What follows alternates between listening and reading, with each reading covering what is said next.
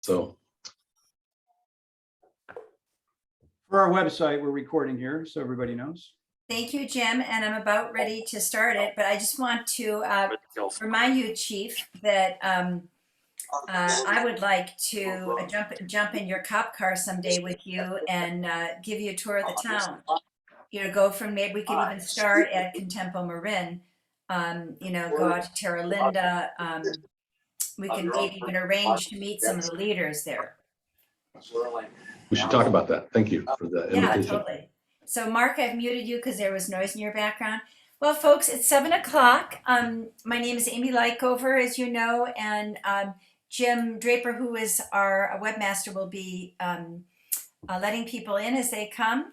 And I'd like, he's also on our steering committee. Daniel Alm, do you want to wave your hand? Daniel is West End Neighborhood Association president. Richard Bernstein, why don't you wave your hand? Richard is the vice president, and he also, I think we could call you a coordinator of the California Park area. And I think we all want to urge you to drive along Bellum to where it becomes, what's the name of the street? Woodland. Yeah, Woodland, where Woodland and Bellum cross. Auburn. Woodland and Auburn. Yeah. Auburn. What you'll find is this beautiful, beautiful mural that Richard's neighborhood did. And then Kevin, why don't you wave? Kevin is our treasurer. He's from Glenwood, north of here along the bay. And Joy, hi Joy, it's been a while, good to see you. Joy is from Loch Lomond, although she's lived in several neighborhoods, so she really knows our town. Kate, why don't you wave?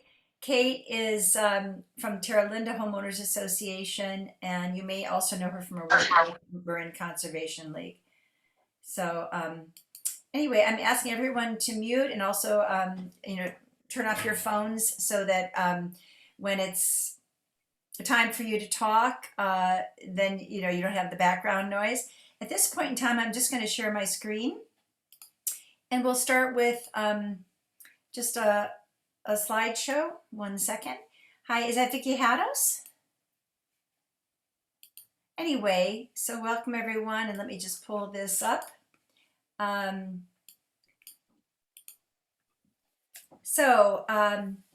This is what we call a general meeting. A general meeting is when we, generally speaking, have an invited guest.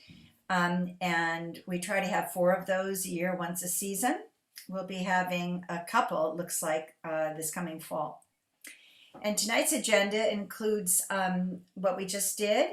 And then near the end, well, not near the end, at 7 o'clock, actually I'm starting late for him, is Chief Spiller. I still call you our new chief because I know it's just, you know, we all have to get to know you pretty well. And then we'll have a steering committee meeting after that. So it's super important that you go to our website. You can see meeting announcements there, and you can see about our goals and objectives, our accomplishments, our steering committee. And there are a couple of people who aren't here tonight, but it's the kind of thing, and also membership. So you'll see how important membership is when Kevin does his report, his financial report. It's super, super cheap.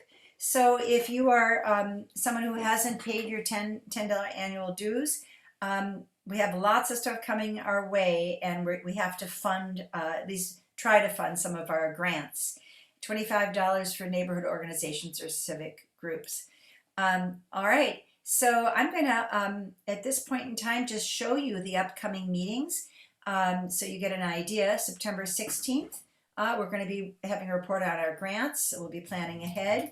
On the 14th of October, Barry Miller, who is the city's general manager of the 2040 general plan, will talk to us about the housing element, which many people are interested in. On November 3rd, early in the month, Bill Guerin, it's a Wednesday, who's in charge of Department of Public Works, we're going to establish a mutual agenda with him so that your questions, he's prepared to answer your questions, and then he's going to give us mutual, some of his issues for neighbors. So it's going to be a give and take. And then December 9th, wouldn't it be nice if we could have a party? Stay tuned on that one. All right, at this point in time, I'd like to introduce Chief David Spiller. He's going to give us an update on crime and crime prevention, and then take your questions. So I will stop sharing my screen, and I will make this into, everybody please do the same, into a gallery view so that you can see him. And then Jim, I don't know if you want to highlight him, spotlight him.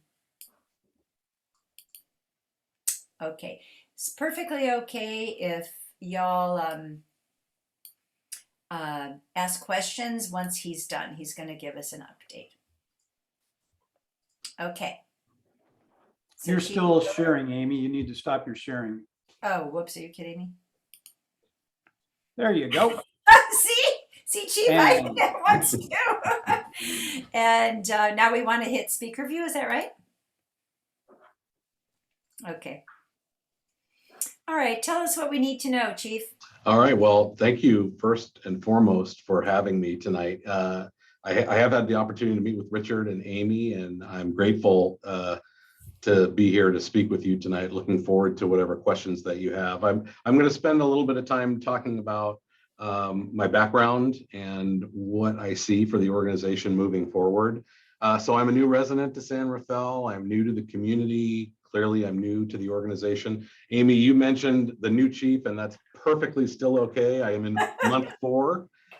So I started here mid-March. So I guess next week will be my 5-month anniversary. So they said it would never last. Here I am. But I appreciate you all having me tonight. So I've been in law enforcement for 30 years. I'm in my 33rd year of law enforcement, so 3 decades, and I've had the opportunity to move around a little bit. But as I walked into the organization here, I found myself very warmly welcomed by the community in general, by the organization for sure. And I found the department and the city itself to be very professional, very squared away, and very committed to the service that we all provide. So I do feel very honored to serve as this community's new police chief and to lead the men and women here in the San Rafael Police Department. So my commitment as the chief here, my commitment as the leader of the police department, and as a member of the city's department head team, is to serve the San Rafael community, to serve the people in San Rafael with honor, with respect, and with compassion. And those have been really hallmarks of my service, certainly the past decade, having served in the chief executive role. I told you I moved around a little bit. So I'm a Bay Area native. I was born in Daly City, raised in Cupertino. Cupertino is very different now than when I was raised, but our communities continue to change a lot.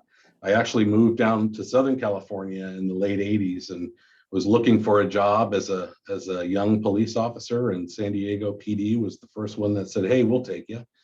Very different job market, very competitive, a lot of waiting lists and significant testing processes. So I had applied all over the place, LA County, LAPD, CHP, all over, and had some family and friends who were living in San Diego. So I was able to take advantage of that job offer, went to the police academy in San Diego and worked down there for a few short years. In '91, I came home to the Bay Area and landed in Mountain View, where I had done some police assistant work when I was in college during my junior college days at De Anza, and landed at Mountain View, spent about 11 and a half years there with some real formative experiences in terms of, developing as a young police officer and the community connections, and had the benefit of some pretty significant and high profile special assignments in Mountain View. And then in about 2002, I moved to the East Bay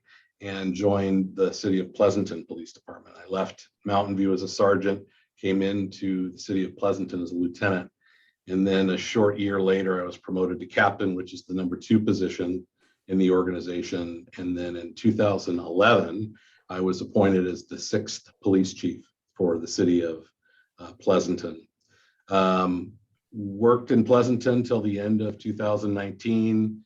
I thought the team was ready for some new change and challenge. I felt like I was ready for a change and some transition, so stepped away. And as COVID descended in our world and some other things were starting to change and create challenge, my transition to the private sector didn't really work out as I had hoped, but a friend reached out and said, hey, we need some help in Menlo Park. Would you consider being our interim chief and help us with that recruitment? So I went over there for about 8 months and helped the city of Menlo Park. While I was in Menlo Park, I realized I feel like I still have something to offer the law enforcement profession. So I stayed in the room, as they say. And during my time in Menlo Park, the city of San Rafael's police chief came open and I competed for that position. And here I am with you today. So, I've had the opportunity to kind of move around the state a little bit. I've worked for large police departments and smaller police departments, but the theme in terms of my leadership, the theme in terms of my leading the organization is really community connection. One of my side hustles, one of my side jobs is I'm an adjunct professor at a local community college in the East Bay, and I teach in the criminal justice program. And my core course is police community relations. So I have the opportunity to really engage in deep and meaningful conversations with young people who are pursuing a career in law enforcement at an unusual time in the law enforcement landscape. So I do feel privileged to have the opportunity to be an educator in the field as well. So I come to you with an associate's degree from that junior college I made reference to. I received my bachelor's degree at the University of San Francisco and went on to get my master's at St. Mary's College. So Bay Area college experiences, and during my career, I've had the opportunity to take advantage of some higher level leadership courses in the law enforcement profession as well. So I would describe my leadership philosophy as influence-based, and I have described myself as a change agent in terms of leadership. And when I came into the profession, it was a very different world, very paramilitary, hierarchical, or was, as the generations in the workforce continue to change, the motivation of our workforce continues to change, and leading in this profession right now in particular is indeed a challenge. So as I try to lead our leadership, really focusing on that inspiration, influence, engagement, and community connections is core, I think, to our success in law enforcement. Some of the more significant initiatives I've been involved with in my career, recruitment and retention fellowship with the California Peace Officer Standards and Training. It is a very difficult time, not only to recruit young law enforcement professionals, but also to retain them, given some of the challenges that we've realized. And then another significant initiative was a branding campaign that we managed in my previous life, really the intersection of the customer experience and the values that we profess as an organization, and what that brand represents as a promise or a commitment to the community. So that was pretty powerful in the context of service and our commitment to the community. And then I was very involved in the implementation plan for the President's Task Force on 21st Century Policing. Under President Obama's administration, there was a lot of work done in terms of community connections and focusing on those 6 pillars for success with law enforcement in the wake of some really ugly and terrible events that have taken place. I was privileged to be invited to the White House. I joined about 90 other public safety chief executives and professionals and kind of carved out what some of us are doing and the recommendations that came from that task force and how we were implementing them across the country. So now in my current role here in San Rafael, I serve at the pleasure of the city manager and the city council. I work to advance the initiatives that they've set forth. I'm eager as the new police chief to work with community partners, with neighborhoods like all of you that are committed to being a part of the conversation, being a part of the solution to the problems that we recognize. So as your police chief, as a leader of the organization, I'm committed to professionalism, accountability, to compassion, and I'm committed to leading our people and treating people, our community with dignity and respect. And that's all of the members of our community. So as I look forward as the leader of the organization, I look forward with, I have like a framework of service delivery that I have reinforced and underscored with my leadership team. And it's these four pillars, if you will, are working together, pride and professionalism, service, and a focus on the future, that succession element. So as I talk about each of those things, working together is pretty self-explanatory, not only internally within the organization, but also our work with the community. When we talk about problem solving and those types of issues that come up in various parts of our community, working with our community is really critical. And that partnership theme, that partnership element is core, is critical. Pride and professionalism, this is, I truly believe, despite our challenges and despite some of the highlighted headlining news, this is a noble calling, and it takes committed professionals who have empathy and compassion and care about people to do this work. And I believe our people should be prideful in the work that they've chosen to do, and do it with a level of professionalism that is unquestioned. And that is an emphasis that we continue to focus on here. The third element that I mentioned was service. We all of us in public service, all of us in law enforcement, everybody in public safety came to this profession with a calling and a service ethic to contribute positively to the lives of others, to help individuals, either crime victims or people who need assistance, whatever the case may be. That service ethic is really critical. And after 5 years, 10 years, 20 years, 33 years, remembering that why, our personal and individual why we came to do this line of work is really important.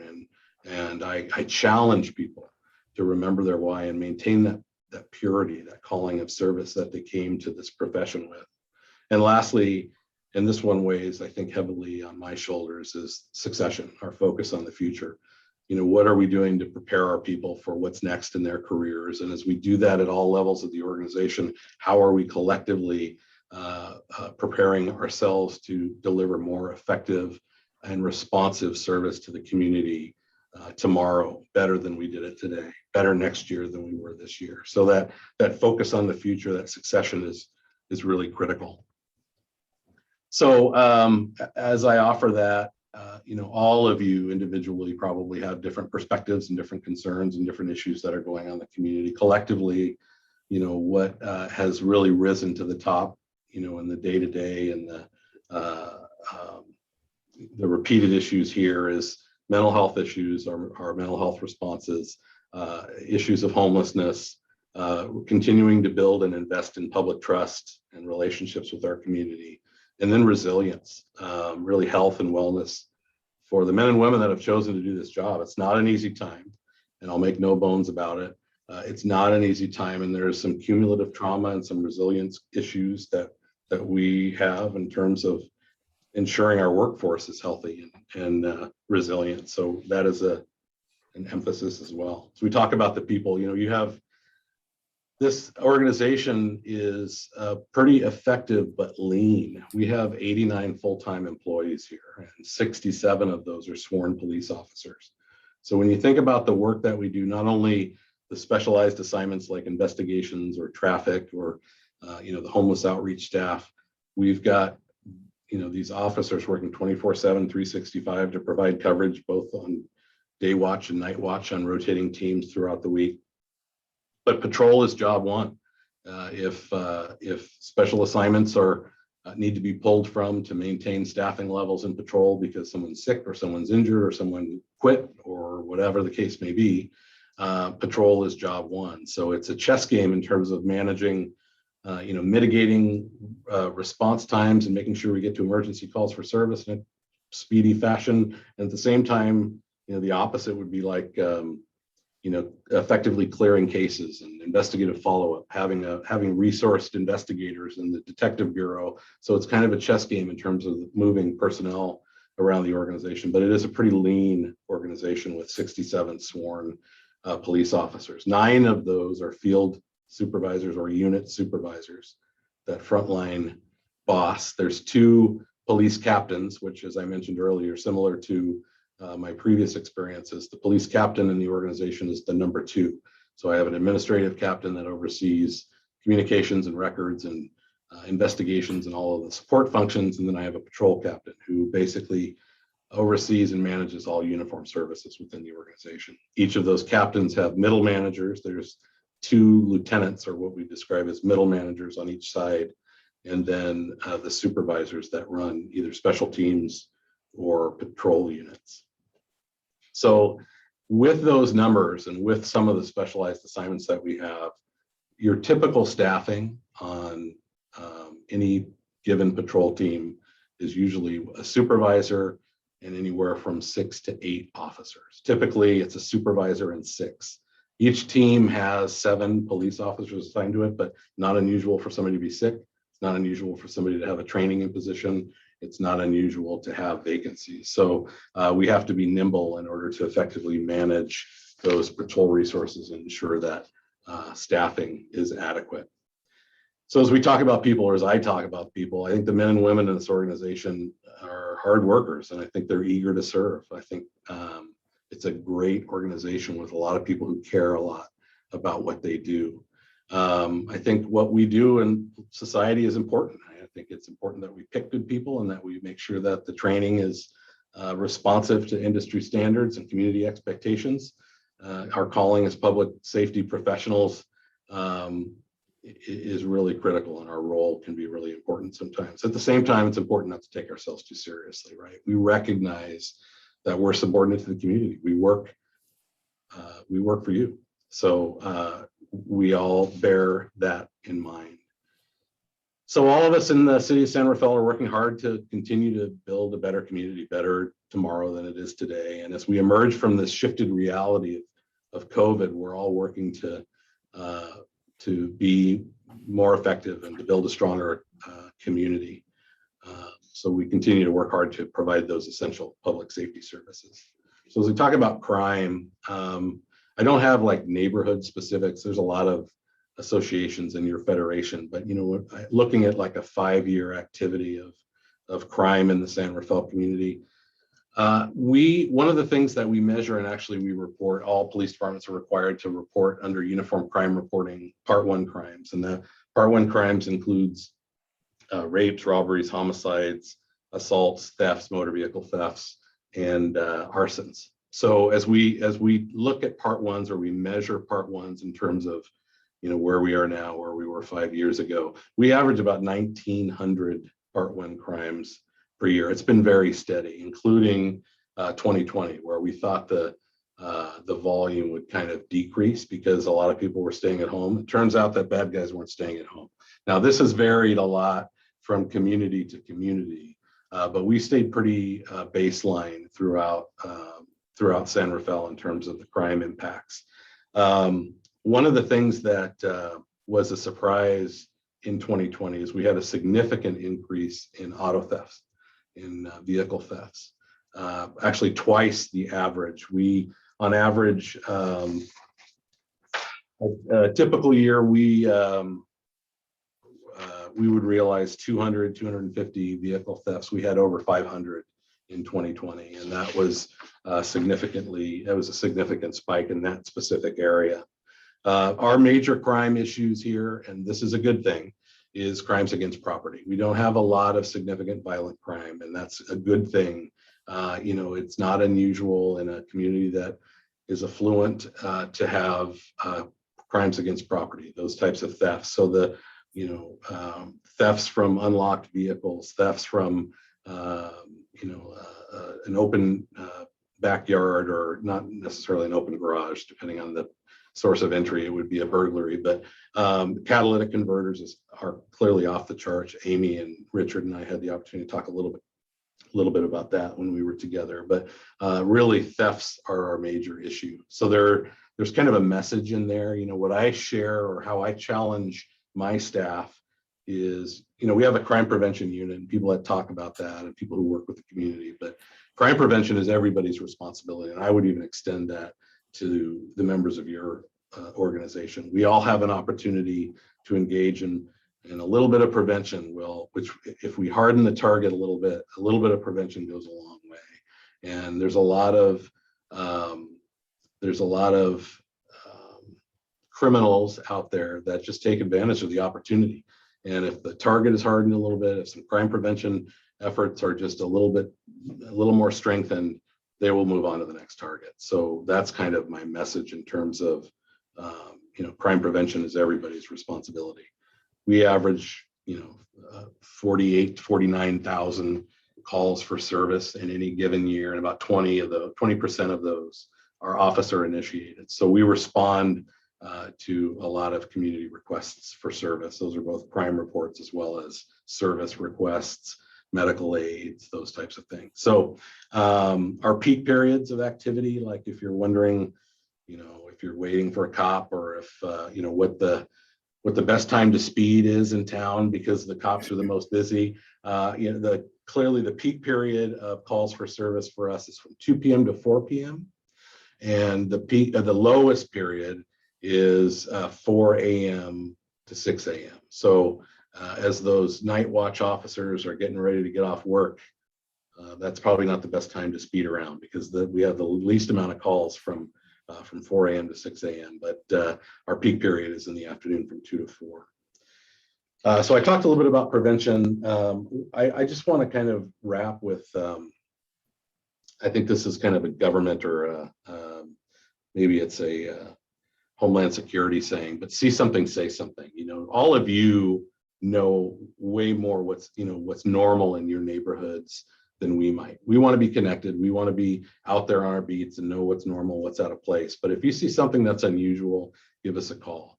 We're really, we would like to know what's going on and to be able to intercede and prevent a crime that might be occurring. At the same time, we have to be discerning. There's a lot of, well, that doesn't look right, or they don't look like they belong. So our dispatchers may ask you some questions about, what's not right. Have they been there for a while? Does it look like they're casing? And do they not look like they belong there, or is the activity unusual? So we're going to ask some questions so our response is appropriate and we can address concerns that you all are seeing in your neighborhood. So again, harden the targets. When I talk about hardening the targets, we still see people that leave their laptop in the back seat when they run into a store. We still see people who leave valuables in plain view. The garage door that's open for 4 or 5 hours when people are in the backyard, and those ping golf clubs get stolen. That's kind of what I'm talking about in terms of the easy prevention.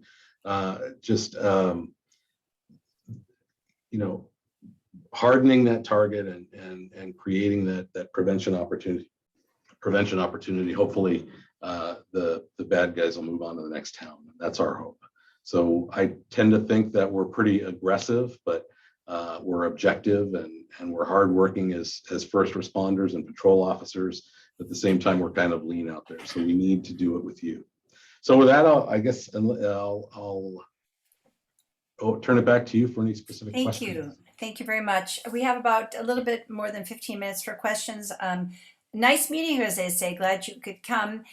Chief, as far as crime statistics, I do believe that all of the neighborhoods would be very interested in, and I know Diana Bishop was able to get her staff to work out maps that had different kinds of crimes that were committed. And the steering committee can talk about whether we want to put that on our website or how that should be treated. But I think that kind of information would be of great interest to our members. So if you could get that to me, we'll let people know in our next missive. Richard, why don't you oversee the questions, see if there are any questions, and you could just raise your hand. Yeah, I don't really think that we need to moderate. We're a small enough group. So anybody have a question, you raise your hand or just jump right in, and we'll handle it that way. I see Kate's hand up. Do you want me to call on people, or Richard, do you want to moderate? Feel free. You've been doing great so far. Chief Spiller, I just wanted to say, really appreciate your coming and speaking to the neighborhood associations. It's really good to meet you, and I don't know what other venue we get to get this kind of information and personal communication with you. So I really appreciate your being here. I have a couple of general questions and then just one last one. And I was just wondering, in terms of San Rafael and working within the county, I'm wondering if you can just fill us in on bail versus no bail, anything that the city does in terms of restorative justice, and policies around people that are under 18, just in terms of your, getting young people before they become hardened criminals. And just was wondering if you had any information or opinions about that. And then the last question was just if there was anything specific that the neighborhood associations could push out in our communication to our neighborhood associations about hardening, especially if you have a communications person that has some kind of content that we could give some specifics about closing the garage door and some other things of, locking your windows during the summertime. It's hard at night when it's so hot, but other things that we could do to have promote crime prevention to the people that are part of our neighborhood associations. Yeah, so I think those are great points that you brought up. I'll try to work backwards and remember all that you asked. And when it comes to the prevention thing, I don't want you to bar your windows and lock yourself in your home. I'm talking about some of the low-hanging fruit, and that's what we're experiencing. If you take a broad look at the theft-related offenses, I would challenge. I probably shouldn't say I'm a gambling man, but if I would bet a third are preventable if we talked about like concealing things in the trunk instead of leaving something in the back seat, locking, closing garage doors when we're not like actively out front or in the garage. Those the simpler things. I'm not talking about being a prisoner in your community. It's really some of the more simple stuff. And we, all of you are connected to us through Nextdoor. We have a connection to Nextdoor, and we're able to push this information. And those crime prevention informational efforts do come out from time to time. So we'll continue to do that. We have a sergeant who works in our social media space, and he does a lot to push the message of prevention. And when we do have information to share with each of your neighborhood associations, we could certainly do that through this group and through Nextdoor. And a lot of you already follow us in other social media spaces. Maybe I'm bouncing around, not exactly backwards, but when you talked about restorative justice, I think that's a great program. I think there's a real opportunity there, particularly with young people, to avoid that pipeline to the criminal justice system. And when an opportunity like that presents itself, I think it could be very effective. The juvenile justice system is all about, it's really about prevention and reform and getting young people back on the track to being a positive contributing member of society, as opposed to the adult criminal justice system. Bail versus no bail, it's a moving target. And Marin, I'm brand new to Marin. I came from Alameda County, spent some time in Santa Clara County, but we're up against a real challenge, particularly with COVID. It's been a challenge for the sheriff. When we have an arrestee that we need to book, they may be there for a few hours. They may just get cited out. They may tell us don't bring this or this to us, because we're not going to hold them. So there are some challenges in the custodial setting, both from a capacity perspective, but also from a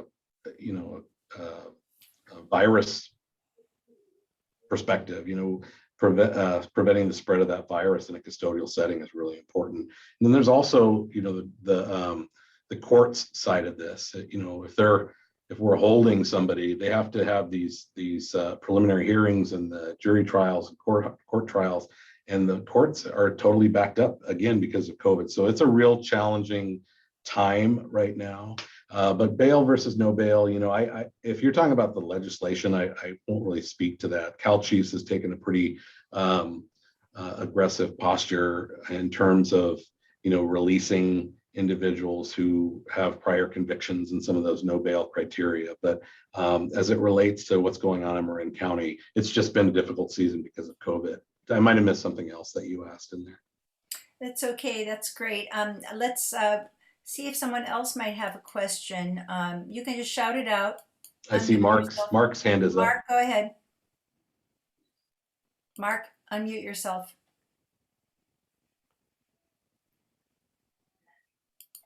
Is there anyone else? Mark, can you hear me? Okay, I unmuted. Okay, great. Chief, I've got, I guess, 3 questions. First, with respect to the New George situation, it looks like it was gang-related violence.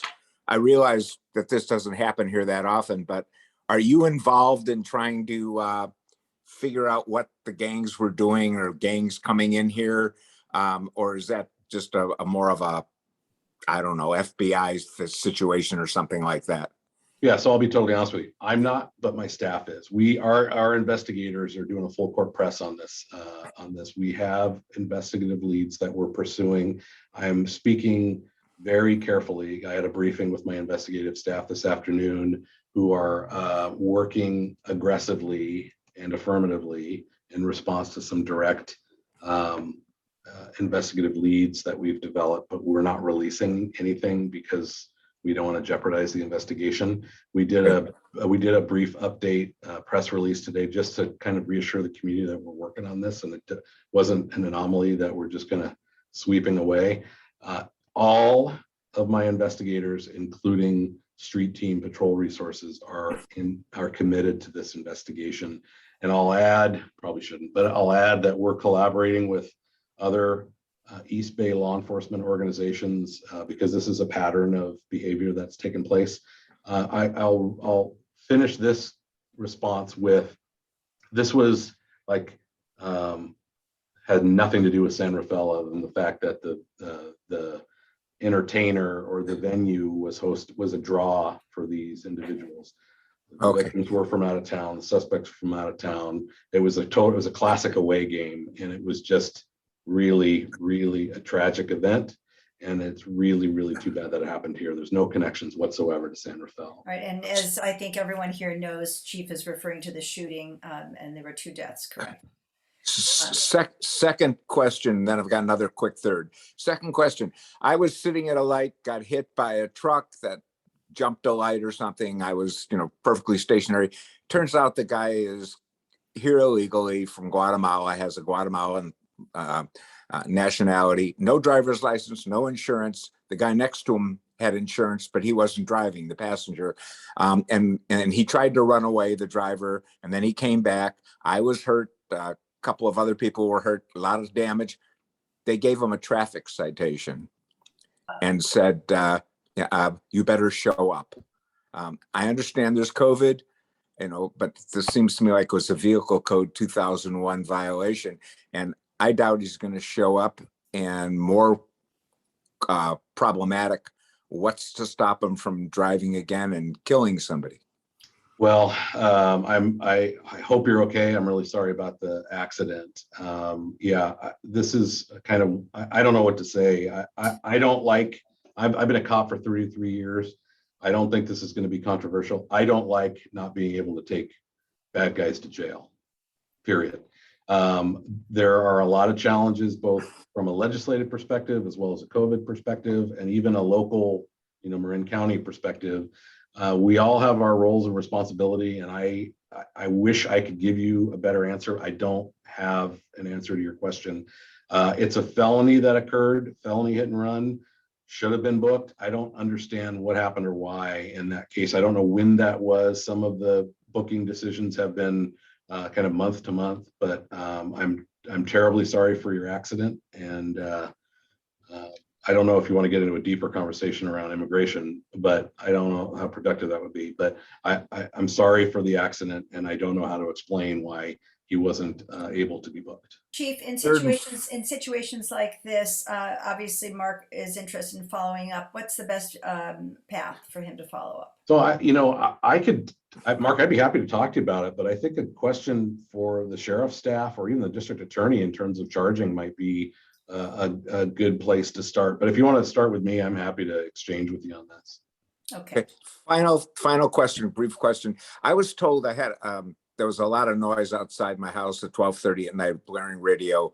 And I went out to say, please be quiet. And there was a confrontation. The police officer the next day said, you should never go out there. This isn't like when you were growing up. You should call us right away. You could have been shot. And then he said, and don't leave your name when you call the police, because then it's part of the record and they would have to tell that person your name and phone number, and they could do some kind of retribution, like, you know, you flatten your tires or something because you called the police. Is that correct? No, it's not. You can say, hey, my name's Dave Spiller. I want to be anonymous. My neighbors have been going at it for 3 hours. It's 4 o'clock in the morning. I'd like to get some rest. If you need to call me back, again, this is Dave Spiller. Here's my number. When you say I want to be anonymous, they should not tell the associated parties. And associated parties aren't blanketly entitled to that information. If it's a crime and it's filed with the district attorney, that's a different story. But if you're talking about disturbing the peace and you want to call anonymously, call anonymously. It's interesting though, the first part of that, anecdotally, you know, like growing up, my dad would have gone out and said, hey, it's 4 o'clock in the morning, you know, could you please be quiet? I don't think we have the same community relationships with our neighbors that we used to. And I don't think the officer gave you bad advice. Let us come out. You know, if it's super busy and it's going to be delayed, we'll let you know that. But we're more than happy to come out and address the issues of disturbing the peace. We don't want to make you go out there in the middle of the night and confront a neighbor. I'm not sure that you would be shot in that kind of confrontation. We never know what's going to happen, but we're happy to do it. That's why we're Thank here. you. Are there any other questions? Yes, please. Okay, who is that? Nina. Nina, go ahead. We do have a nuisance house for over 6 years on the corner of La Vista Way and Prospect. Mostly parking issues, but they have dealt drugs and there's been prostitution there in the back. We're getting ready to write a letter now. We have all the neighbors writing letters without their names on it. I'm just taking it and putting Post-its on it, but that'll be submitted to you and the rest of San Rafael, whoever they may be. But actually, I was going to a different point. I would like to talk, since I'm from the Lincoln, where am I from? Lincoln San Rafael Hill Neighborhood Association. I'm a 40-year resident. My name is Nina Lilienthal Murphy. I'm the co-founder of the Neighborhood Association, president emeritus, and current president. And our biggest issue is traffic speeding down Lincoln Avenue. I have been talking and working with your traffic sergeant for about a month now. I don't get return phone calls, but I keep bringing up the Picasso sting that we really could use one there, because right as you head southbound on Lincoln past the deli and you try to go on to Prospect, whether it's going onto Lincoln Avenue or off Lincoln Avenue, or just to get on there, is a nightmare. And it's scary as hell because people come flying around the corner at over 40 miles an hour and want to hit you. The traffic sergeant says we have speed boxes up and down right now. Yes, there have been, but it's right next to the deli where a traffic light is, and it makes no sense to us. I do notice that we're getting a flashing light crosswalk on Lincoln at Pacheco, which is fantastic. I would love to see 2 more, and that would be on Lincoln and Grand Avenue, which would slow the traffic down as it was coming towards the deli, and then one on Mission and Nye, which is the only way you can get across the street is when traffic's backed up. Otherwise, you are a walking target going by those. So if we could consider putting in flashing light crosswalks in those 3 areas, that would be great. But quite frankly, I would like to know why we cannot do a Picasso sting. Every time I bring it up, it says, well, we need to get a grant for that. Really? So I mostly, I appreciate all that you're sharing in terms of the quality of life and the traffic impacts. I am personally aware of a lot of the effort and work that we've been doing in that particular area. Sergeant Graham, I'm disappointed to hear that he's not returning calls, because I get copied on a lot of the exchanges that he has with the neighbors, and we've done a lot of work out there, not only from the enforcement perspective within the police department, but also the traffic engineering perspective and engineering. We will continue to focus on that neighborhood. I also have priorities around traffic. I have 2 traffic officers, and then, the patrol teams, which have the ability to enforce. So, Sergeant Graham has done a lot of work on the West End. Sergeant Graham has done a lot of work on Lincoln Hill. I'm really disappointed to hear that you're not getting calls back. That'll be the first thing he and I talk about when we have our brief tomorrow morning. But I was under the impression that we were way more responsive because we've been doing a lot of work up on Lincoln Hill. But this information that you're sharing with me is super helpful. I'll hand it to him first thing in the morning. Thank you, Several of the Chief. neighbors have expressed their disappointment with lack of return phone calls. But to the neighborhood president, I would think that is just an automatic thing that you do. It's I everybody. understand It's he has every, busyness. yeah, it's I not was just also the, wondering, is it possible to bring back the police academy like we used to have? And community policing, you sound perfect for community policing. And I wanted just to say, welcome, Chief Spiller, and we're so glad to have you here. Thank you. We support our police well over 100%. So thank you. We lost a little bit of momentum in our police community relationships during COVID, and during which we temporarily suspended the Citizens Academy. It is coming back, so keep your eyes peeled. wonderful. Thank you, sir. Thank you. And Chief, I might just say that it sounds as if they're, that your sergeant and Nina need to actually have a meeting. They need to have a sit down, because her area, Lincoln, as you know, is an alternative to the 101, and it's dangerous. Yes. So thank you for following up on that. Any other questions? I'm looking. Oh, go ahead, Jim Draper. Yes, Chief, I'm just curious what kind of response you've gotten from the surveillance camera registration, if you found that helpful, and if that's something that should be promoted more. Yeah, I find it to be very helpful. In the old days, now I'm sort of starting to sound like the old cop. In the old days, when we had a burglary investigation, we would go up and down the street knocking on doors. Hey, one of your neighbors was burglarized. Did you see anything between noon and 3? Now we go up and down the street knocking on doors saying, hey, one of your neighbors was burglarized. Do you have any surveillance video? That registration helps us a lot because we can go directly to it. That is huge. That is just a game changer in terms of our investigative follow-up. Whether it's a shooting downtown, or whether it's a catalytic converter theft, or whether it's a glass break, theft from a locked vehicle, surveillance cameras helps us immensely, and they're cheap, they're readily available. A lot of your neighbors already have them. I find it to be very helpful for us, and I think it's a very effective, maybe not crime prevention tool, but it certainly helps us get some bad guys. Is the message, if you have one, you should be registered with it? Yeah, we'll be pushing that again. So we've been having conversations about kind of doubling down on the surveillance registration. Let us know that we have one. We see that if a crime occurs either in the area, or the path of flight for a suspect was in the area, then we can knock on your door and ask if you'd be willing to share it with us. Great. We're That'd going be to a go out good with menu item for your website. Yeah, I agree. excellent idea. We're going to go out with Richard's question. Just a very quick question, Chief. First of all, thank you very much for joining us. It's been a great presentation, and just curious, the statistic came out earlier this week that just a touch over half of the police in San Francisco have been vaccinated for COVID, and I'm curious on the San Rafael Police Force. Is it a requirement to be vaccinated? Are they encouraged to be vaccinated? Is this a city issue? How's this being handled? Yeah, so it's a really good question, and it's an interesting time, because as we get closer and closer to FDA approval, I think you'll see public employers changing from strongly encouraging to, you want to come back to work, you're going to get vaccinated. It is not mandatory at this time, and I think it hinges on the FDA approval.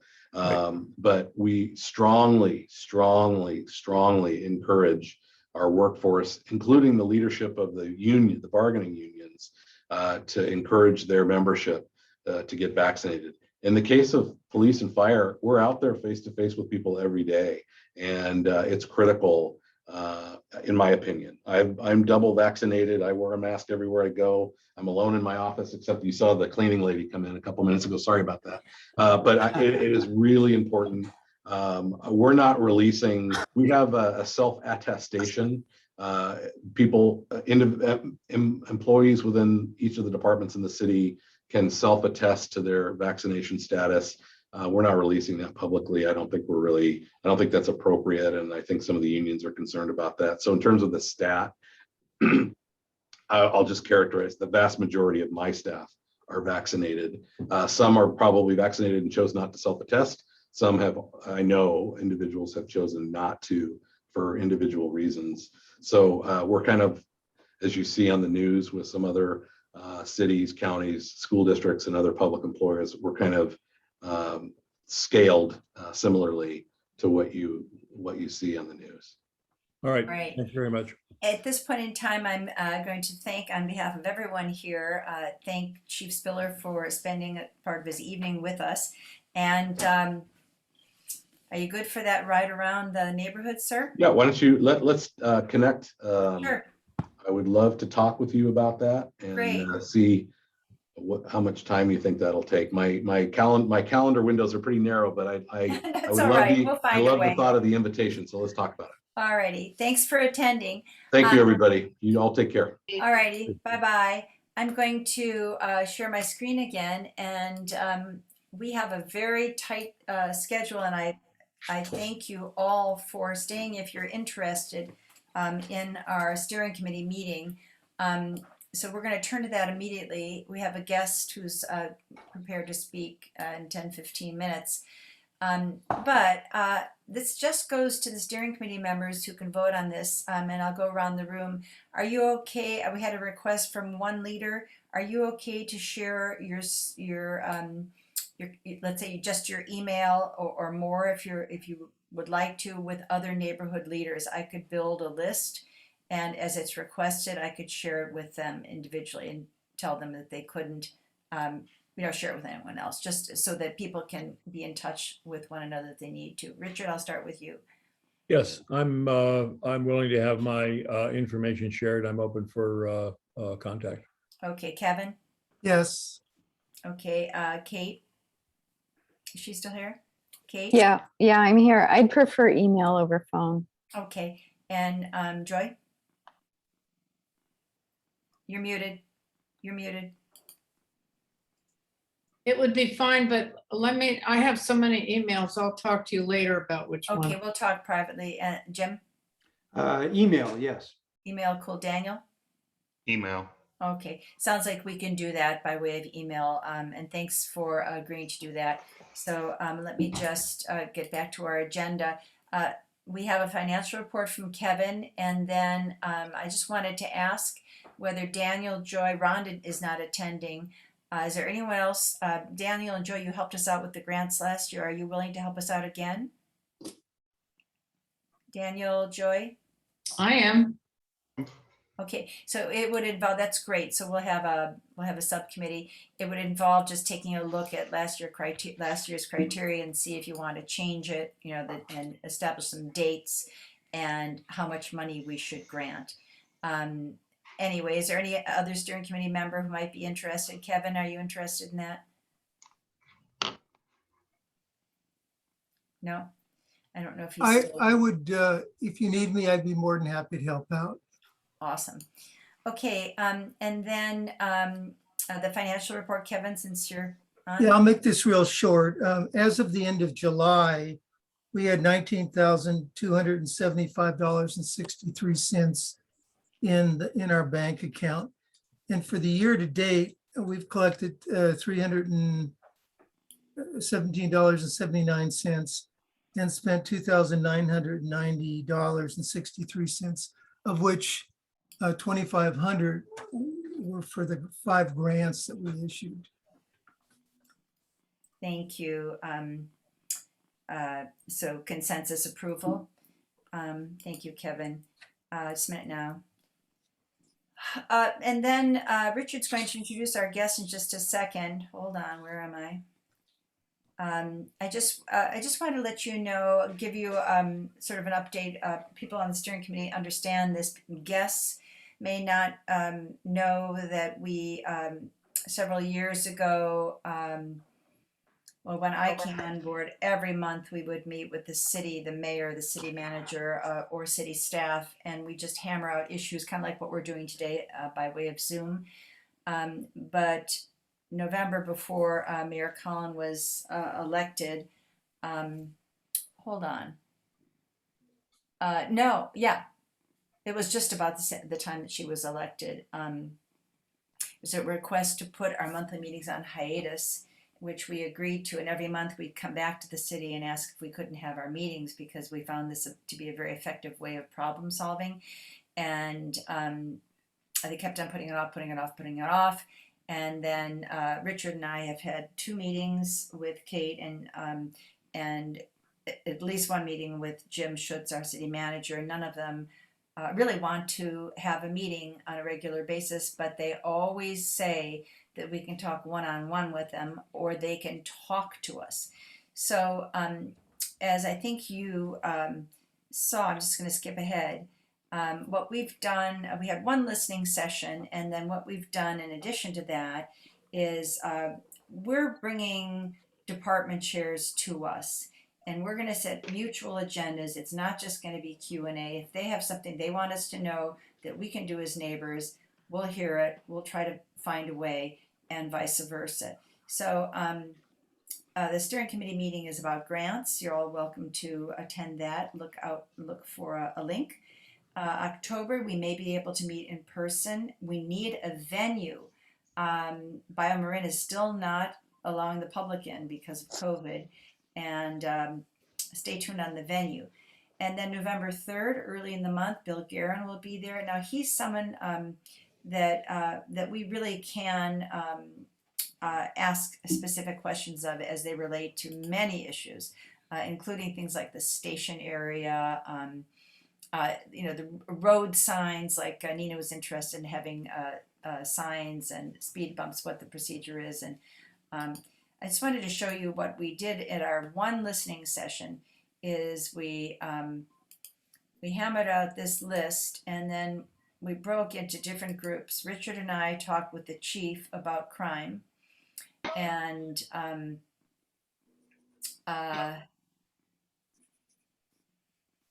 not sure, let's see now, whether the issues of fire, open space management were addressed.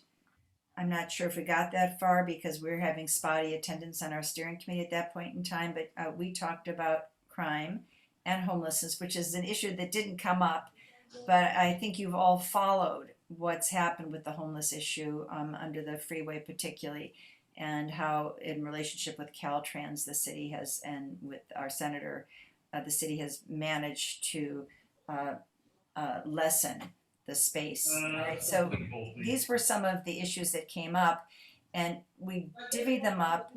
And I don't know if there's anything, Kate, you want to answer, you want to contribute about. Oh, I know, Joy under Parks. She and I actually met with the Bret Hart president, walked the park, talked about her project, tried to troubleshoot with her. And then Kate talked with the DPW chief. Was there anything you wanted to add here, Kate? No, but we did talk about the reason why there aren't signs on the street for street cleaning, and we talked about what the city is doing about illegal dumping, and then also a street tree ordinance. And those would be questions when Bill Guerin comes in October that we can address with him then. And I think he will have some answers. Good. And in addition to that, just an update, as far as the street tree ordinance, that was adopted, as many of you know, as part of, as a goal by the city, and it's built into our general plan. And I'm part of a group of local leaders who are going to take a look at what a street tree ordinance could look like. And then we're going to try to get that on the agenda of the city council. So in a nutshell, that's my summary of the the listening session, but now we're moving past listening sessions, right? And we're going to have department heads speak to us, etc.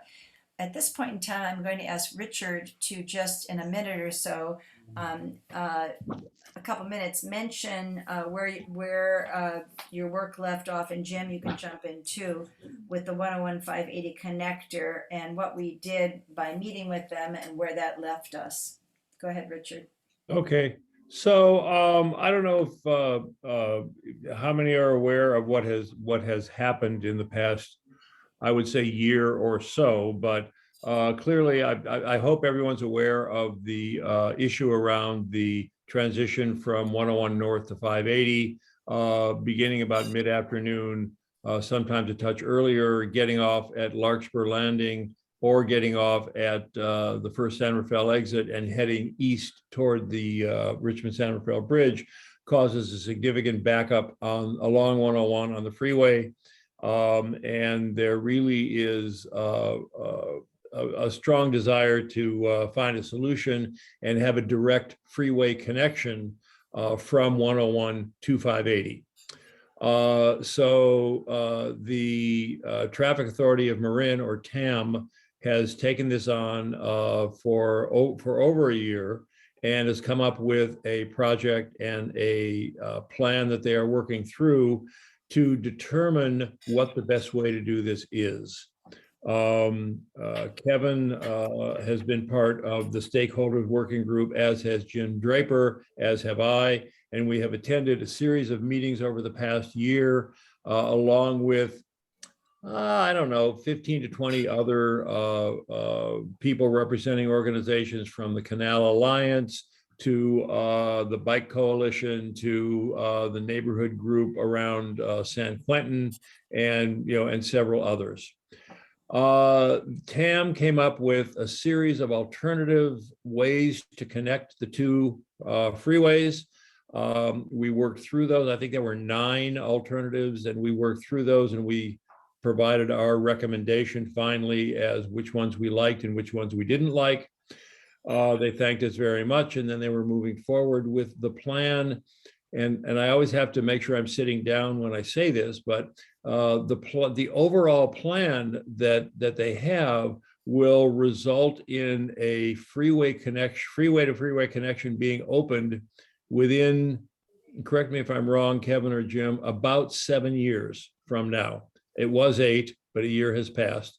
But it'll be another 7 years before the traffic problem is alleviated, solved, and whatever solution they have is implemented.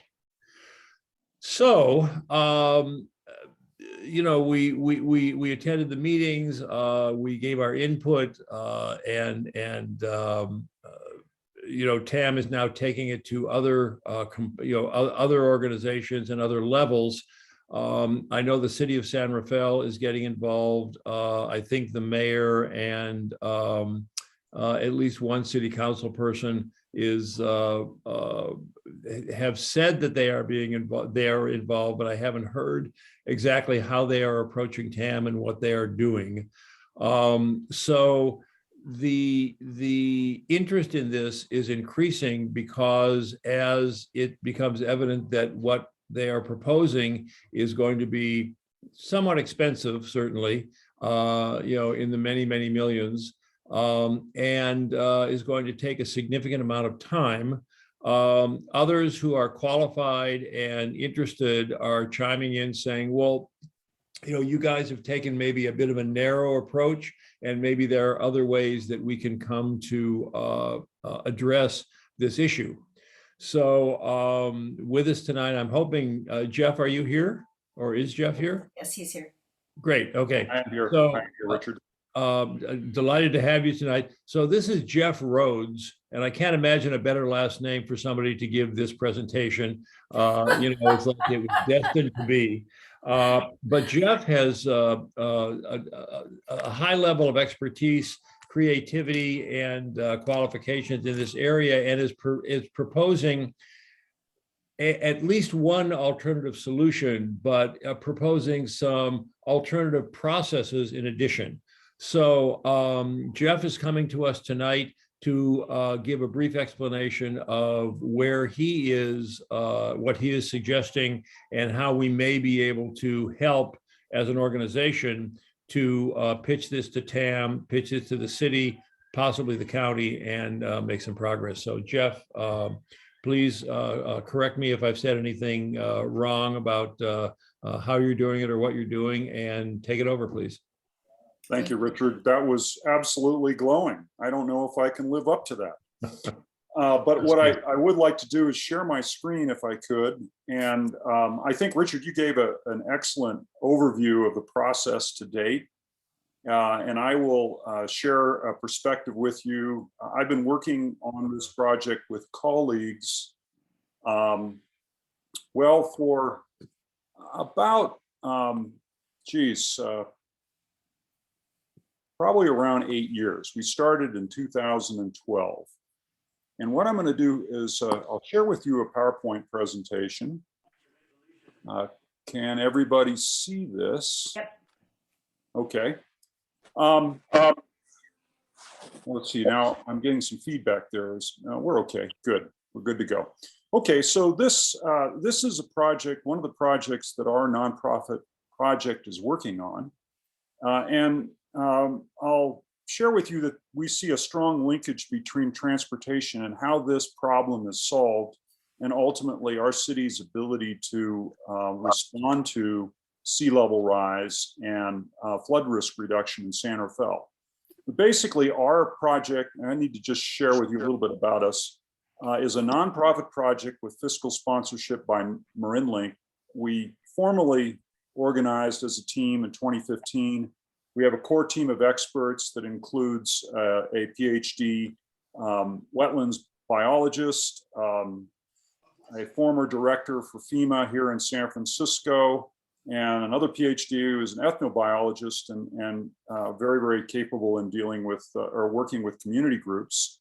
And our focus is on San Rafael, specifically sea level rise adaptation, flood risk reduction, and transportation and mobility resilience, as we see these things all related.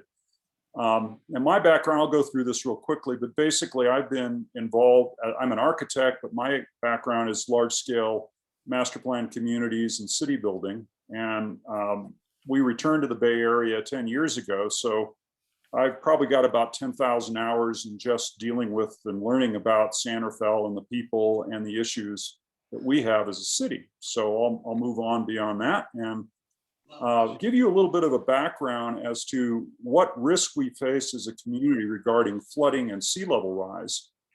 To orient you, this is about where the Richmond-San Rafael Bridge is, where you can see my cursor, and you can see 101 running north-south through this exhibit. The canal runs east-west right here, and here's the shoreline along San Rafael. This is Target, and this is Home Depot, and over here is downtown San Rafael. All this area that you see colored in is subject to a 100-year flood, according to the flood insurance rate maps that are put out by FEMA.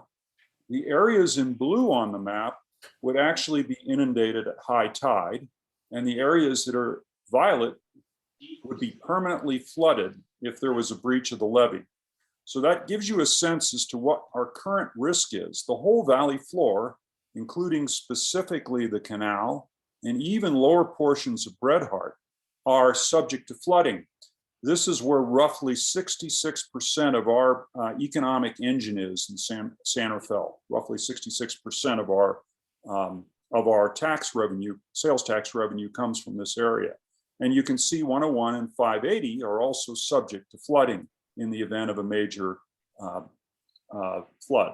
So let's go on and step a little further along, and you can see that same area now shown in yellow. And this shows you the height of the levee that runs along the tidal estuary, the canal, and along the shoreline. All of the areas in red would be breached in a 100-year storm. The areas in green are high enough that they would not be. And the areas in blue would not be breached, but they would not meet the FEMA minimum freeboard of 3 feet. So the reason I wanted to show you this is so you can see what we face as a community as we move forward in the years ahead. So now let's switch gears and let's talk about the 101-580 and our current context. This shows a portion of the map. You can see the Richmond-San Rafael Bridge down here and the Sir Francis Drake interchange here. Here's the Larkspur Ferry Terminal. Here's where the two freeways meet. This is the Bellum interchange. The numbers that you see on this exhibit are each highlighting a specific problem area in the regional and local roadway network that's related to this corridor running from the Richmond-San Rafael Bridge all the way to the Sir Francis Drake interchange. I'll go back for a sec here. And it includes things like a hook ramp over here that's too close to the Sir Francis Drake exit. Only a single way in and out of the canal for 14,000 and Spinnaker and Bay Point for 14,000 people. The problems associated with the Bellum interchange, the problems associated with the West Francisco exit and signal at Anderson, backing up onto the freeway from Bellum, backing up onto 580 from Bellum. And then the thing that is essentially the focus of this, which is to get the traffic that's queuing here and going on Sir Francis Drake to get to the bridge, to relocate that to some other direct connection so that we no longer have queuing for a couple of miles at rush hour. So let's move on to the next one. This is a map that's been provided by TAM that shows the various different alternatives that have been looked at.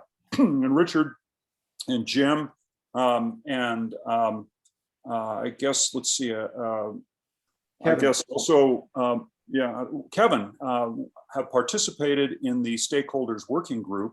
So they've seen all this. You can see that there was a proposal that was looked at about routing a direct connector through along Sir Francis Drake. There was one that looked at going along the ridge line, which was found to be infeasible. There were a couple of others that looked at going through Marin Sanitary and through the woodland on the north side of the hill and either over or around Central Marin water treatment facility. And then there were various other alternatives that looked at elevated bridge over, this one's alternative 6 that goes over the top of the Bridge and Highway District bus yard. These two are sort of in the vicinity of Bellum. And these are approximately in the existing footprint of the off-ramp to Bellum from 101. And this one swung way north over the West Francisco exit. So that kind of gives you a sense as to what they've looked at. The primary criteria is to provide a direct connection, which means that folks can go from one freeway to the next without going through a signal. The reason that they've looked at some of these alternatives is they're very high speed. You could conceivably take this at 50 to 60 miles an hour. These would require a 35-mile-an-hour radius. So let's continue. Head inside to get a reward. Okay. There's nothing like this in nature.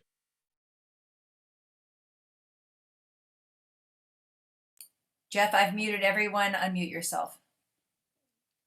Jeff.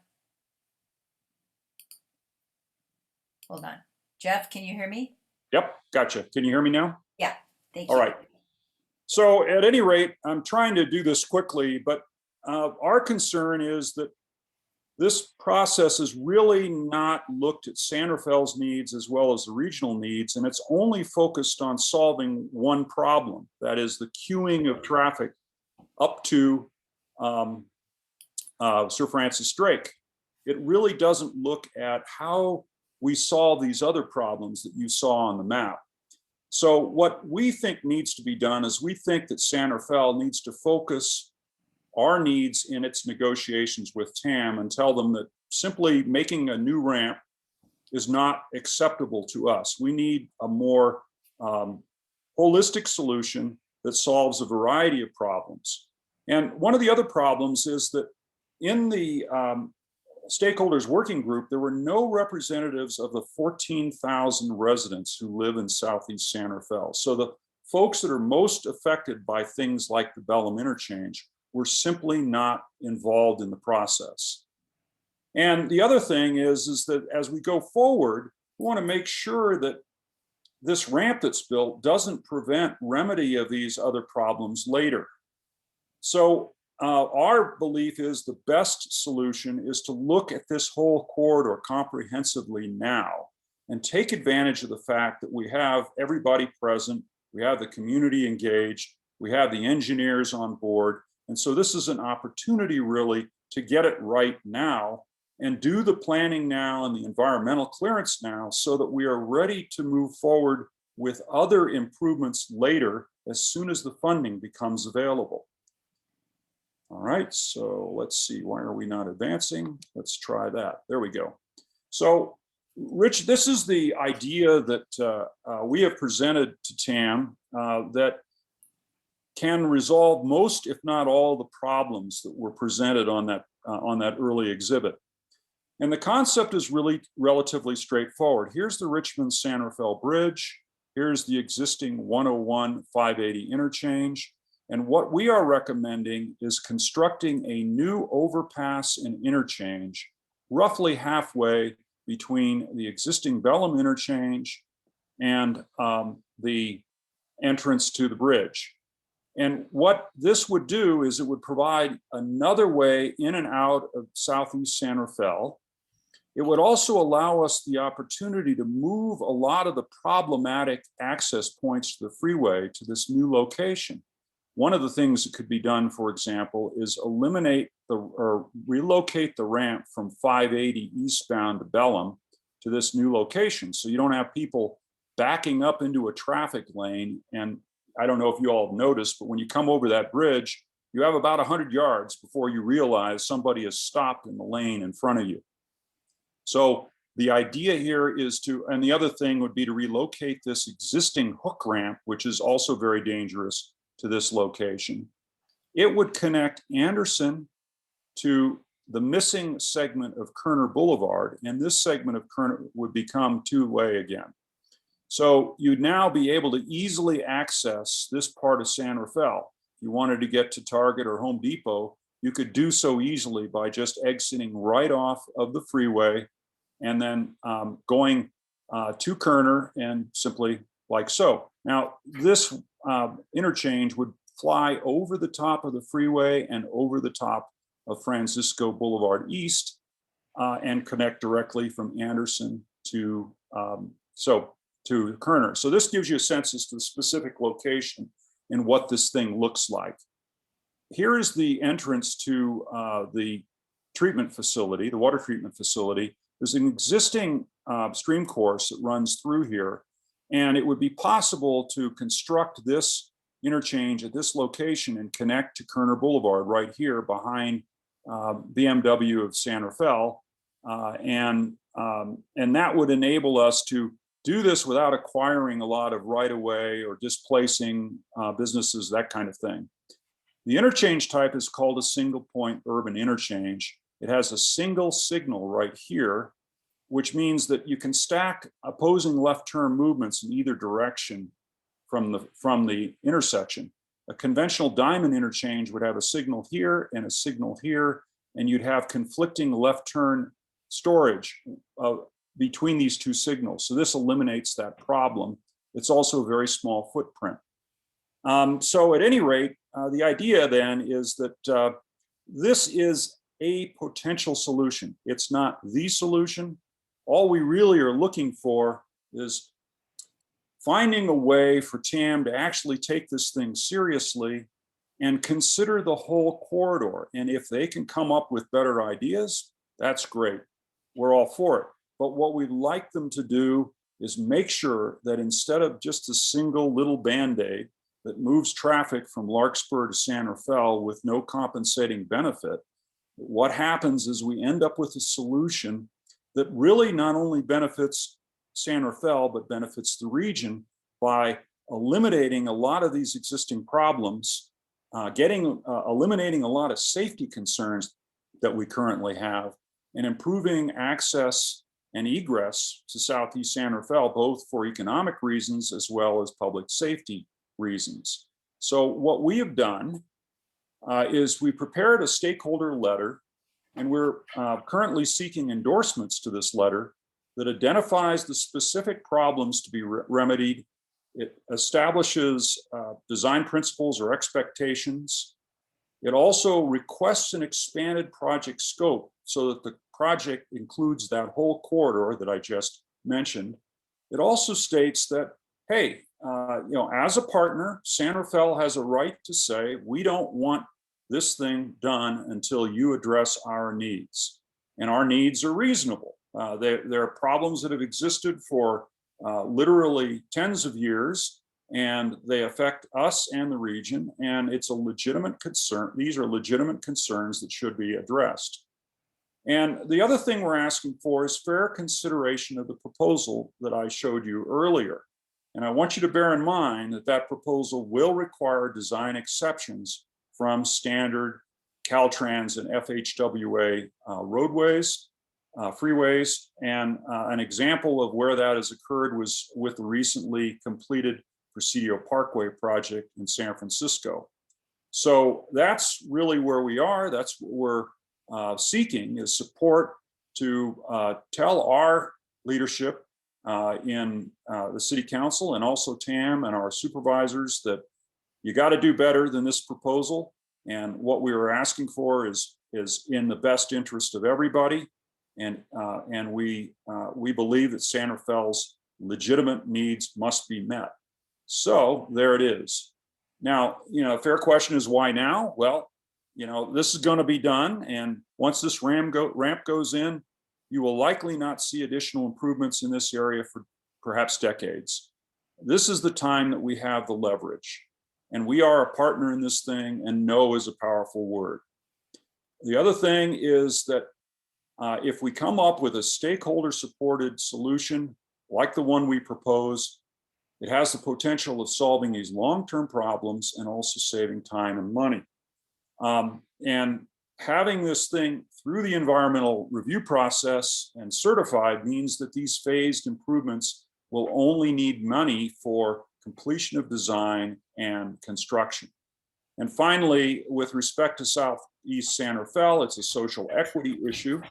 It's about our economy and our ability to have the financial capacity to address sea level rise adaptation. And it also has the potential of turning Bellum Boulevard into a true pedestrian-oriented main street for the area and eliminating a lot of the traffic problems that we have.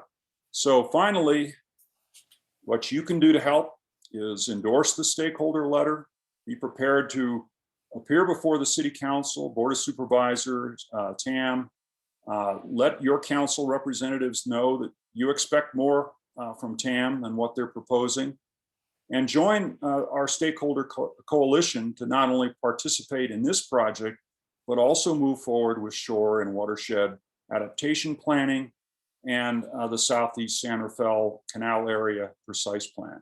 And finally, we could use your help financially. So if you can help us, that would be great.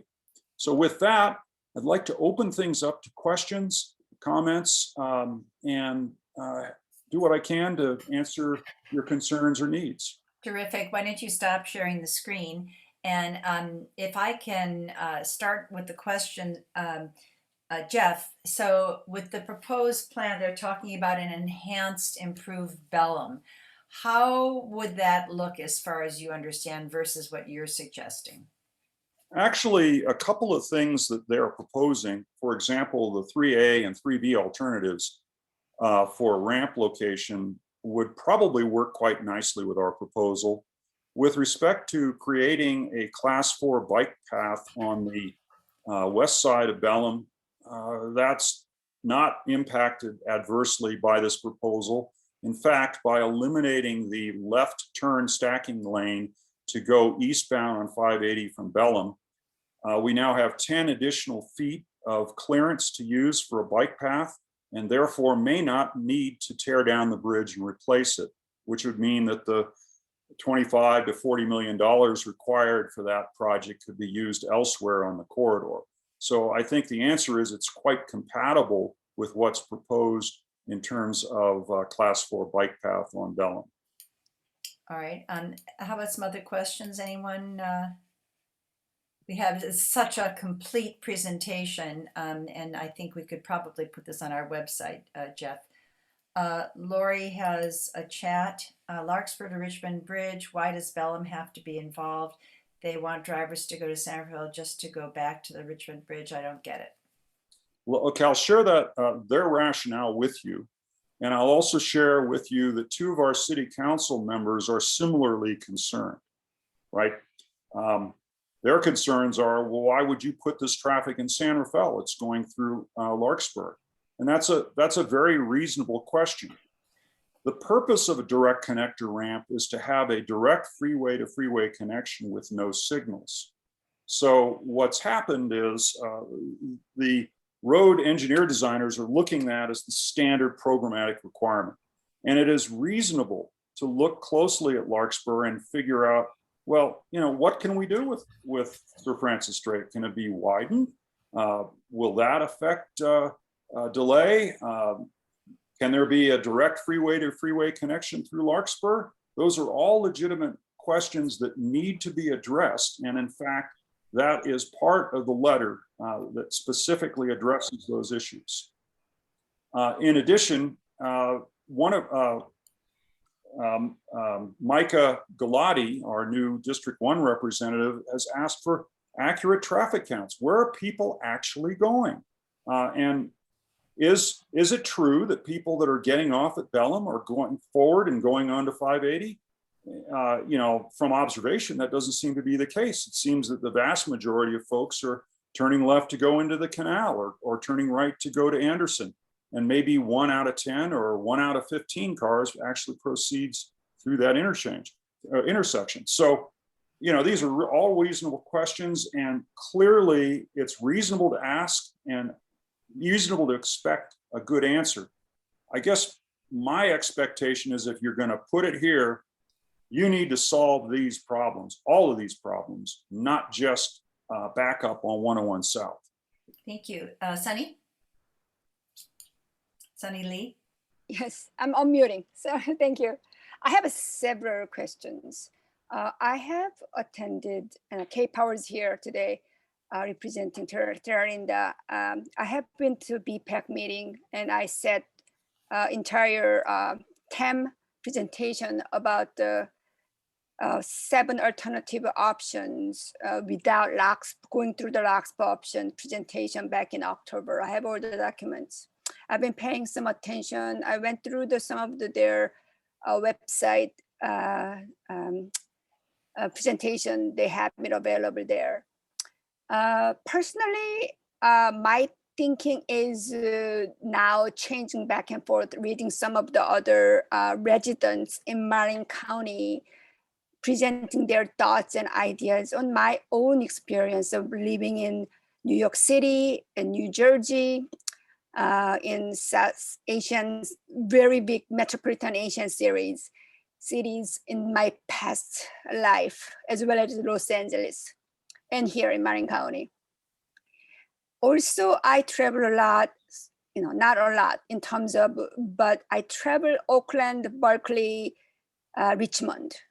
And I see a lot of homelesses always occupy under the freeway viaduct.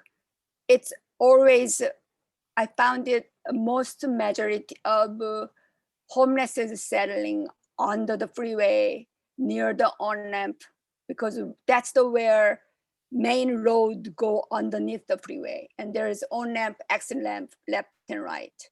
And that's where homelesses all occupied. Many, you know, nearby East Bay cities. So they come to my mind as a first concern, having more freeways going through near Bellum or along the hillside of, behind the hillside of the Marine Sanitary Service, basically. So it come to my mind also the understanding the drivers from Vallejo, East Bay, you know, Richmond, commuting to San Francisco, going through Marine. Ultimately, that's what we've been noticing last 15 years of increased traffic through Golden Gate Bridge towards Richmond Bridge, commuters to East Bay. That's what many folks mentioned since the Bay Bridge was fallen from the earthquake. Since then, folks has to figure it out to get home. And they realize through the Marin County is not a bad option for them in terms of. So I don't know if the putting the actually easier access to Richmond Bridge will remove all the traffic jam from Corte Madera to Larkspur, or it'll actually increase more traffic, which means more congestion from Marine City to all the way to Corte Madera. More people might be driving through Marin County to, avoid the traffic through the Bay Bridge. Sunny, yes. would you like me to respond? Let me Yes. respond rather quickly. Yes. First off, the observation or the comment that traffic is using Marin to get to San Francisco probably is not borne out by reality. In fact, the reason that we're seeing so many people now commute to Marin from other places is because they can't afford to live here, and they provide services that we require, everything from our teachers to our firemen to the people that work in our restaurants to the folks that work in our dentist's office. And so what I understand based upon my own analysis and what I've been seeing is that that is a fallacy. People are not traveling from the East Bay through Marin to get to San Francisco. Why would you do that when you would have to go all the way from the Golden Gate Bridge to get back to the downtown financial district? It doesn't make sense. It takes too much time and effort. With respect to the homeless issue, I find it frustrating as well that Caltrans allows people to camp on the public right of way, but where else can they go? I'm not really sure what can be done about this. But at any rate, I think that at this point, you're pointing out some issues that should be addressed in the environmental impact analysis. Those things will be looked at more carefully. There'll be much more careful traffic analysis prepared by TAM. And so we should have a better idea of answers to your question when we go through the CEQA process.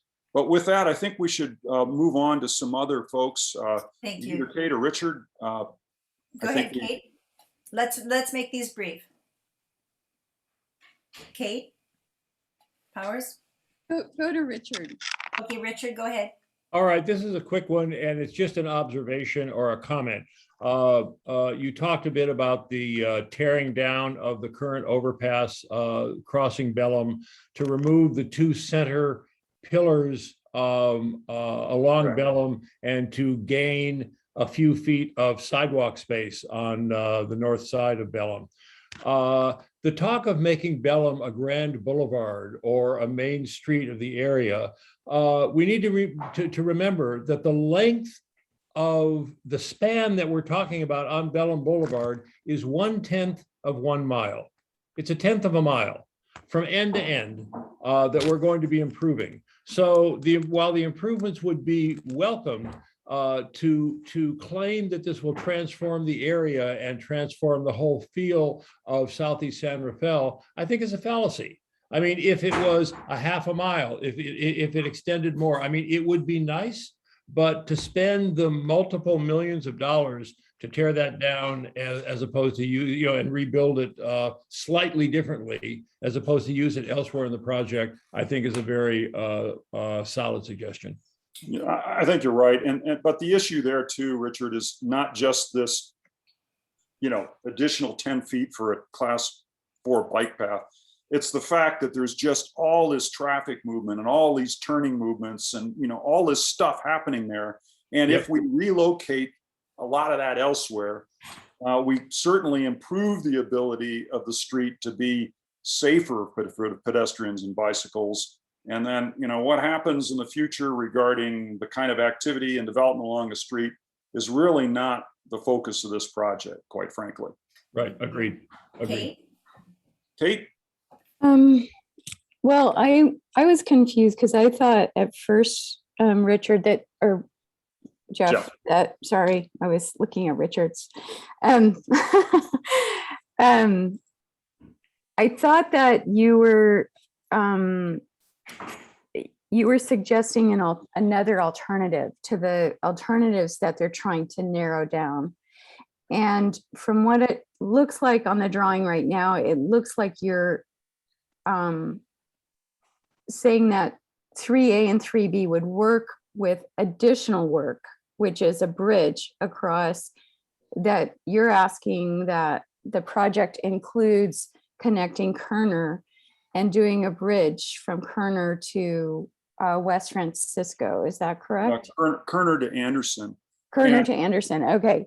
Yeah. So it's an additional, it's an add-on to the project. It's not instead of what's already being evaluated amongst the alternatives.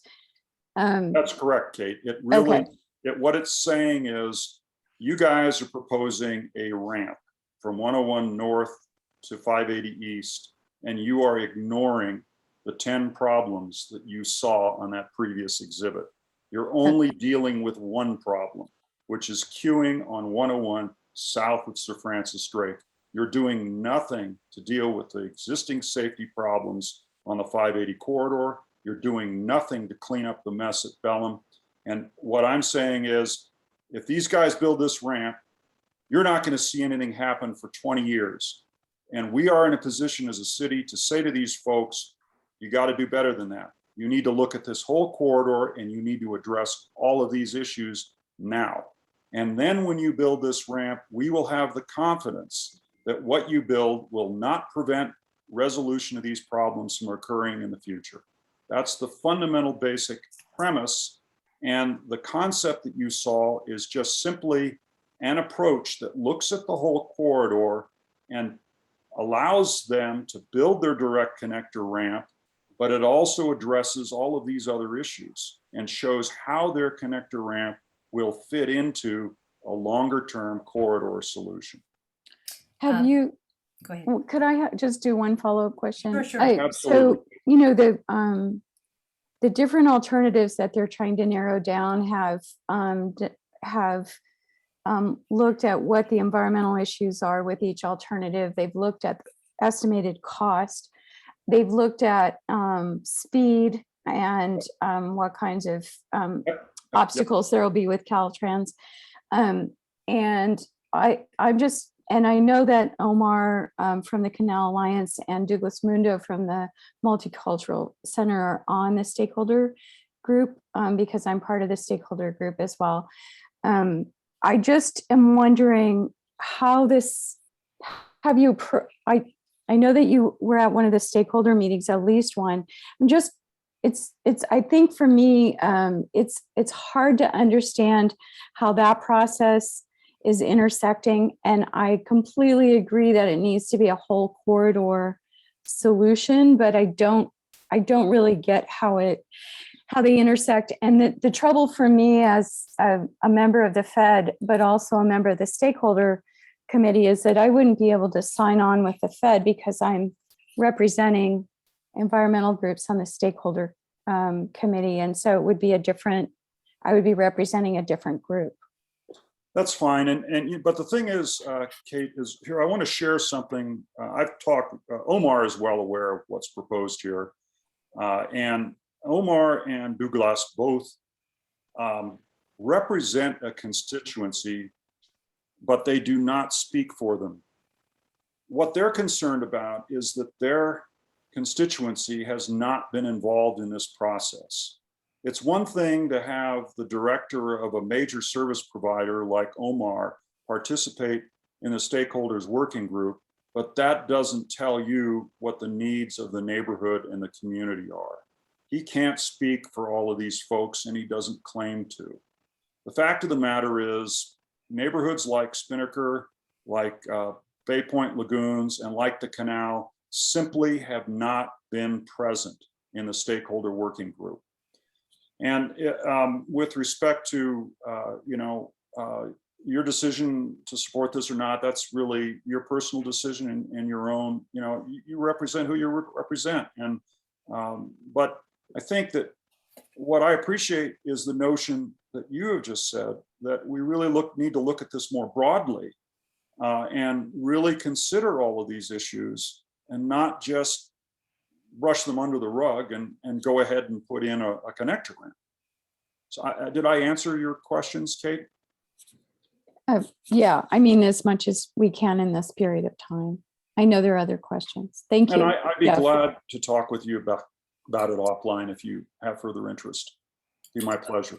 I see that Kevin has his hand raised. It is 8:39. We can go until 8:45. If you have to leave earlier, I completely understand. And just to let you know, I believe we can put this up on our website and make it accessible as we do for all of our meetings to those who weren't in attendance. Go ahead, Kevin. So I have a question and a comment. My question is, Jeff, thank you very much for the presentation. It's very enlightening. I've heard it from you before. And I'll comment on it in a minute, but my question is, you talked about sea rise level, the sea rise issue. So how does the solution that you're proposing address the sea rise situation? Or does Kevin, the reality is it's indirect.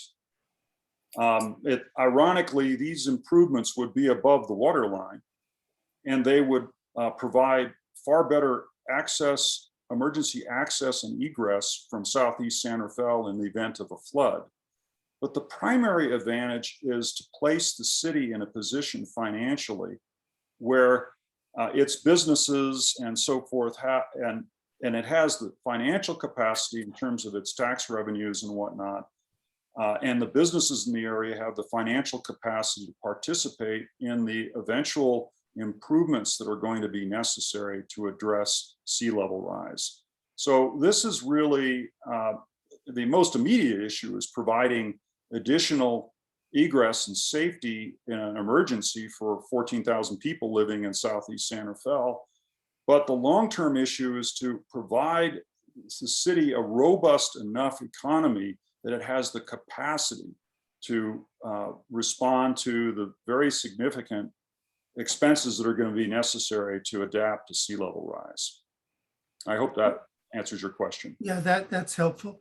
So here's my comment. I'm somewhat in the same boat as Kate is, serving on the stakeholder group. I'm also chair of the League of Women Voters Transportation, Land Use and Housing Committee. We also have concerns about the project. And we're in the process of writing a letter on behalf of the League to TAM to try to address some of the issues, many of which you've talked about. So I'm certainly, it's not appropriate for me to take a position as a member of the Fed Steering Committee, but I fully understand what you're saying, and I personally support a lot of what you're saying. Kevin, I'd be very, very happy to present to the League of Women Voters if that would be helpful. It would be my pleasure. So if your board would like to have a presentation, let's schedule something. Okay, we'll take a look at it. One of the things we're focusing on now is, it's my understanding that the staff recommendation is scheduled to go back to the TAM board sometime either September or October. Our committee meets once a month, and the letter would have to be approved by our board. So we're focusing right now on getting the letter prepared for early September. But this project isn't going to go away. And, I certainly would welcome the opportunity to have you come and provide this perspective. It would be my pleasure, and certainly the draft of the letter is available for you if it is of assistance to the League of Women Voters in formulating your own comments and concerns.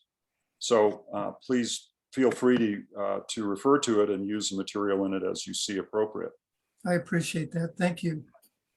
All right, folks, we've had another jam-packed Federation meeting, and I am grateful for your attendance. And you can get the word out that once our webmaster has a moment, that this meeting recording will be put on our website. In the meantime, Jeff, regarding what you're asking of the Fed Steering Committee, we'll take that up. Richard and I will look at it and see what to do with it. We'll have a steering committee meeting in September. Wonderful. I expect that Tam will report to the city council tentatively on the 7th of September. And I also should share with you that Micah Gulati is doing an extensive effort of fact-finding to understand the nature of the project. And she's done a lot of walkabouts to look at the areas that are affected. She's formulating her own thoughts about the project, and certainly you all can provide information to her. And also, if you choose to endorse the letter as an individual, you can certainly email me and let me know that. And we can add your name to the growing list of folks that are endorsing the letter. We would like to either have CBOs, community-based organizations, businesses, or others endorse the letter, but we also would be pleased to have individuals. So feel free to email me if you'd like to endorse the letter. All right, so I'm going to, if it's all right with you, Jeff, I'll put your email in the chat. Okay.